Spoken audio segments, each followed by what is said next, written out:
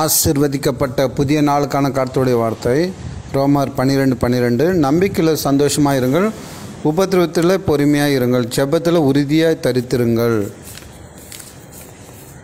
பிரியமான சகோதர சகோதரி, ஜெபத்தில் நம்ம உறுதியாக தரித்திருக்க வேண்டும். கண்ணீரோடு விதைக்கிறவன் கம்பீரத்தோடு அறுவடை செய்வான் என்ற கர்த்தருடைய வார்த்தையின்படி விதைக்கப்பட்ட விதையானது எப்படி தன் காலத்தின் தன் பலனை கொடுக்குமோ அதே போல் தேவனை நம்பி காத்திருக்கும் மனிதன் ஒரு காலம் உண்டு. அந்த காலத்தில் அவன் காய்த்து பூத்து குலுங்குவான். அவன் அதை தடுத்து நிறுத்த யாராலும் முடியாது.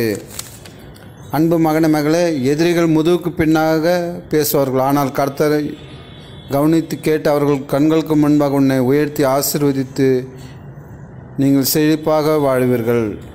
தேவன் தாம் இந்த நாள் ஆசீர்வதிப்பராக. மை சேனலை சப்ஸ்கிரைப் பண்ணி ஷேர் பண்ணுங்கள், லைக்ஸ் கொடுங்கள். ஆமேன்.